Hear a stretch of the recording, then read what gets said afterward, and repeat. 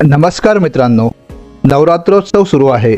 आदिशक्तीचा जागर चालू आहे. आज आपण आदिशक्तीच्या एका ठिकाणाला भेट देणार आहोत. सातारा जिल्ह्यातील महाबळेश्वर तालुक्यातील आदिशक्ती श्री रामवर्धिनी देवीचे दर्शन आपण घेणार आहोत. महाबळेश्वर पोलादपूर रस्त्यावर साधारण 15 ते 16 किलोमीटर अंतरावर प्रतापगडाच्या अलीकडे डाव्या बाजूला हे मोठे प्रवेशद्वार आहे. या ठिकाणावरून पार्वतीपूर अर्थात पार या गावाला जाणारा रस्ता आहे, ज्या ठिकाणी आदिशक्ती वरदायिनी व रामवर्धिनी मातेचे मूळ स्थान व मंदिर आहे. पार्वतीपूर म्हणजेच पार हे महाबळेश्वर पासून साधारण 19-20 किलोमीटर तर पुण्यावरून सुमारे 135-140 व मुंबईवरून पोलादपूर मार्गे साधारण 230 किलोमीटर अंतरावर आहे. या ठिकाणी वरदायिनी व श्री रामवरदायिनी अशा दोन देवी आहेत. या पार्वतीपूर गावाचे नाते स्कंद पुराणातील वर्णन केलेल्या घटनेशी संबंधित आहे.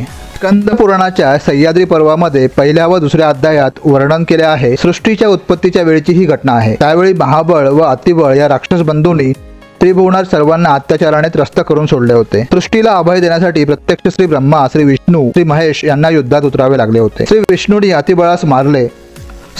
अतिबळास मारले, परंतु इच्छा मरणाचे वरदान लाभलेल्या महाबळापुढे या सर्वांचे काही चालले नाही. तेव्हा देवांनी देवी आदिमायेस प्रार्थना करून महाबळास मोहित केले. त्यामुळे महाबळाने देवांकडे मला तुमच्या हातूनच मृत्यू यावा असा वर मागितला. प्रत्यक्ष महाबळाला याचक म्हणून समोर पाहिल्यावर तसा वर देवानी महाबळाला दिला, परंतु आम्हा सर्वांच्या नावाने देवाने आपले अस्तित्व येथे ठेवावे अशी इच्छा महाबळाने प्रकट केली व ती देवानी मान्य केली. महाबळाच्या नावाने श्री शंकराने, अतिबळाच्या नावाने श्री विष्णूंनी व त्यांच्या कोटी सैन्याच्या नावाने श्री ब्रह्माने, या प्रकारे श्री महाबळेश्वर, श्री अतिबळेश्वर, श्री कोटेश्वर असे त्रिगुणात्मक लिंगाने महाबळेश्वर क्षेत्र पावन झाले. या सर्व मोहिमेनंतर आदिमायेला दक्षिण दिशेला विश्रांती करायची होती व त्यावेळी आदिमायेने भगवान विष्णूंना बाण मारून विश्रांतीची जागा निश्चित करण्यासाठी सांगितले व सर्व देवतांनी आदिमायेची स्थापना सध्याच्या पार क्षेत्रातील डोंगरावर केली. सर्व देवतांना तिने वर दिला म्हणून ती वरदायिनी या नावाने ओळखली जाते. या ठिकाणी अजून एक देवी आहे, ती म्हणजे श्री रामवरदायिनी. श्री प्रभू रामचंद्र वनवासात असताना सीतामातेचे अपहरण झाल्यानंतर ते बंधू लक्ष्मणासह सीतामातेच्या शोधात व्याकुळ होऊन संपूर्ण वनामध्ये शोध घेत होते. त्यावेळी श्री रामांची परीक्षा घेण्यासाठी पार्वती माता सीतामातेचे रूप घेऊन श्रीराम व लक्ष्मणांच्या पुढे प्रकट होते. त्यावेळेला लक्ष्मणास वाटते की हीच आपली सीतामाता आहे, परंतु प्रभू राम सीतामातेच्या रूपातील पार्वती मातेला ओळखतात व तिला नमस्कार करून तुम्ही इथे कशा काय अशी विचारणा करतात. त्यावेळेला पार्वती माता मूळ रूपात दर्शन देऊन प्रभू रामांस सीतेचा शोध घेण्यासाठी मार्गदर्शन व वर दिला.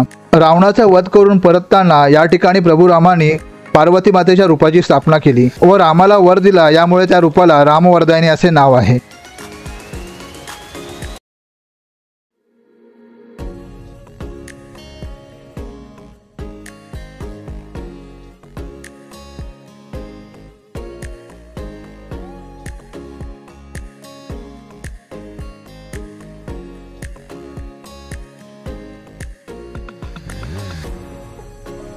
आपण पार गावामध्ये पोहोचत आहोत. छत्रपती शिवाजी महाराजांच्या काळात ही मोठी बाजारपेठ होती.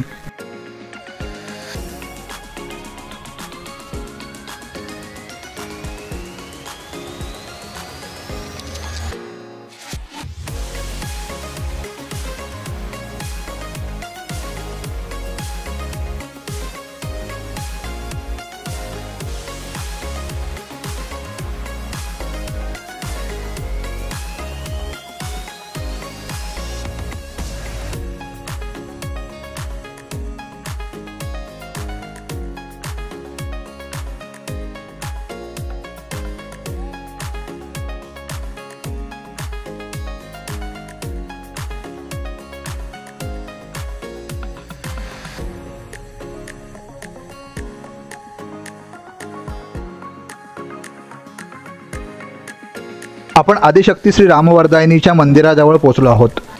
गावाच्या मध्यभागी हे मंदिर आहे व मूळ स्थान या ठिकाणावरून 2 ते 3 किलोमीटर अंतरावर डोंगरावर आहे.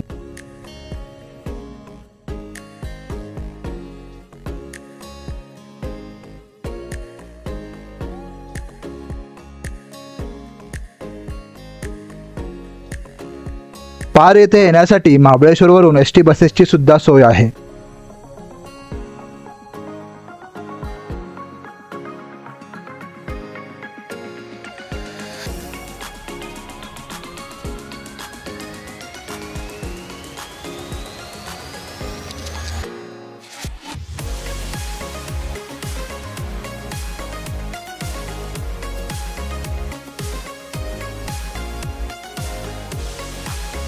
आपण मंदिर परिसरात जाऊयात। प्रवेशद्वारातून आत आल्यावर उजव्या बाजूला मेघडंबरीमध्ये सिंहासनावर विराजमान छत्रपती शिवाजी महाराजांचा भव्य पुतळा आहे।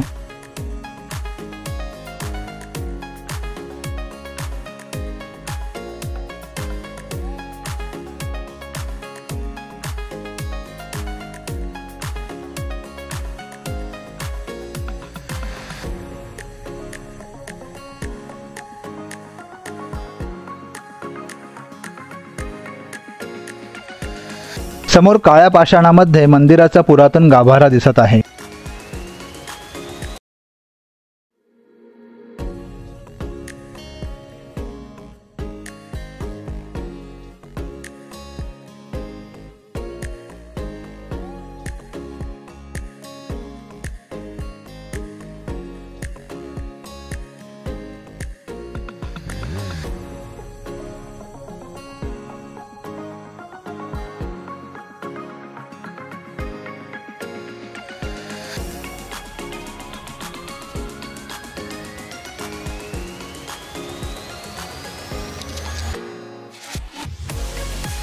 मंदिराच्या दोन्ही बाजूला दगडी दीपमाळा आहेत।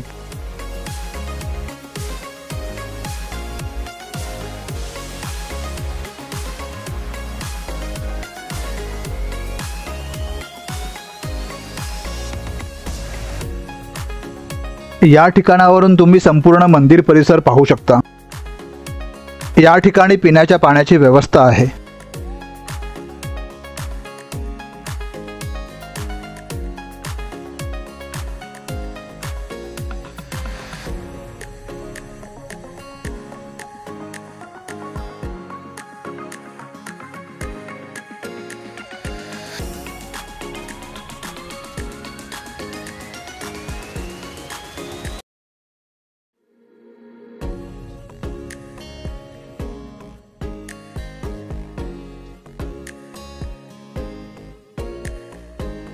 या ठिकाणी सुंदर असा दगडी व लाकडी बांधकाम केलेला दरवाजा आहे।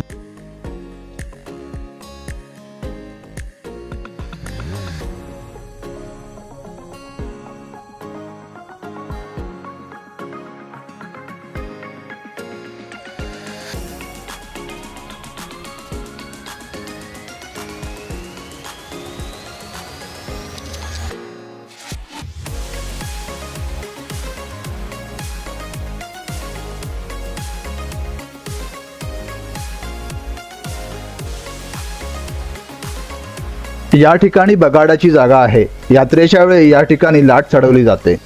येथील जाणकारांनी सांगितले की या मंदिराच्या परिसरात छत्रपती शिवाजी महाराजांनी 3 महिने मुक्काम केला होता। जावळी जिंकल्यानंतर महाराजांनी भोरप्याच्या डोंगरावर प्रतापगडाची निर्मिती केली। त्या दरम्यान महाराज या ठिकाणी वास्तव्यास होते। छत्रपतींनी प्रतापगडावर तुळजाभवानीची स्थापना केली होती। त्याच वेळेला या मंदिरातील जीर्ण झालेली मूर्ती पाहून महाराजांनी येथील मूर्ती सुद्धा नव्याने निर्माण करून घेतली होती व समर्थ रामदासांच्या हस्ते स्थापना केली होती। अशा प्रकारे रामवर्धनीची स्थापना प्रभू रामानी नंतर छत्रपतींच्या काळात जीर्णोद्धार व अलीकडे 1995 मध्ये ग्रामस्थांनी जीर्णोद्धार केला आहे।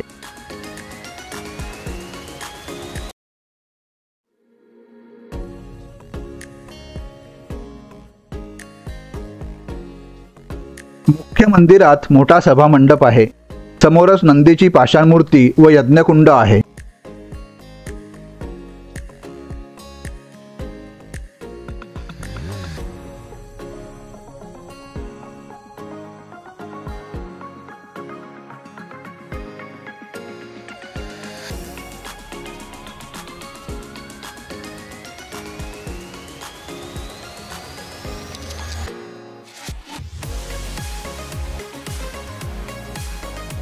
डाव्या बाजूला झोलाई मातेचे मंदिर आहे व उजव्या बाजूला मानाई मातेचे मंदिर आहे, जे या गावची ग्रामदेवता आहे।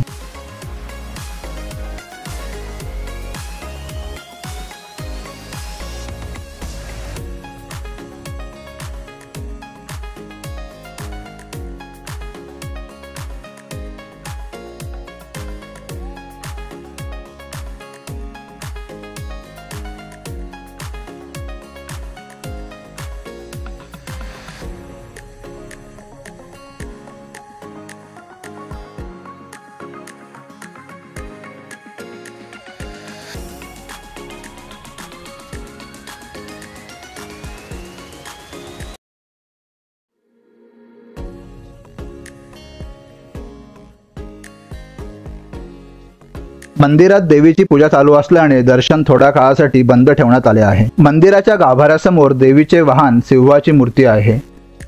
या ठिकाणी देवीची जुनी मूर्ती ठेवण्यात आलेली आहे व समोर शेष नागाची मूर्ती आहे। गाभाऱ्याच्या प्रवेशद्वाराच्या दोन्ही बाजूला श्री समर्थ रामदास व छत्रपती शिवाजी महाराजांच्या तस्बिरी आहेत।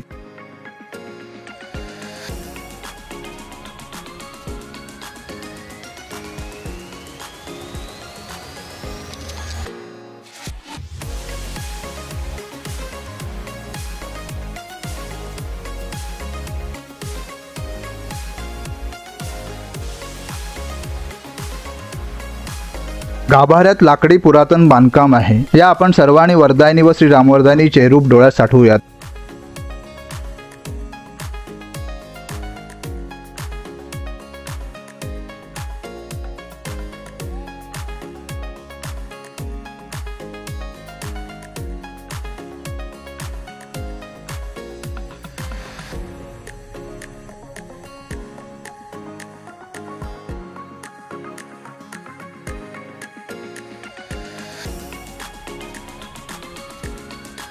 मुख्य मंदिराच्या बाजूला महादेवाचे मंदिर आहे।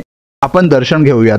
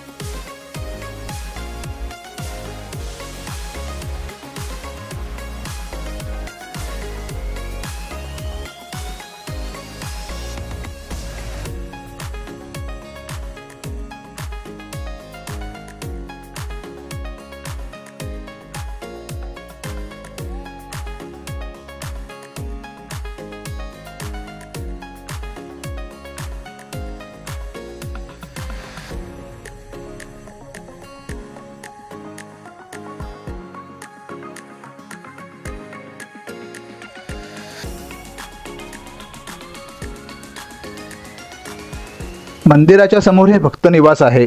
जर आपल्याला या ठिकाणी यज्ञकर्म करायचे असतील तर आपल्या मुक्कामाची व्यवस्था या ठिकाणी होईल।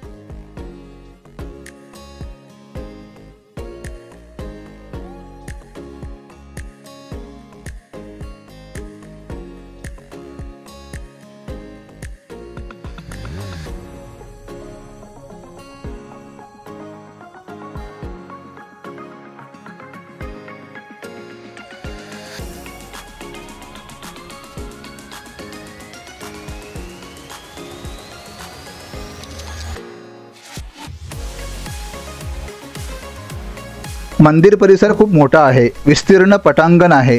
या ठिकाणावरून दूरवर उंचावर प्रतापगडाचे बुरुज आपल्याला दिसत आहेत। आजच्या भागात आपण सह्याद्रीच्या कुशीत प्रतापगडाजवळ वसलेल्या पार गावातील वरदायिनी व श्री रामवरदायिनी देवींचे दर्शन घेतले। ही रामवरदायिनी हीच तुळजाभवानी आहे असे समर्थ रामदासांनी वर्णन केले आहे। श्री रामवरदायिनी ही कुलवंत मराठ्यांची व वीरशैव समाजाची कुलस्वामिनी आहे। प्रतापगडाला भेट देताना थोडा वेळ काढून नक्की पारमध्ये येऊन या मंदिराला भेट द्या। तुम्हाला आदिशक्तीचे रूप व मंदिर आवडले असेल अशी आशा करतो। भेटूयात नवीन भागात। तोपर्यंत नमस्कार। चला देशाटनाला।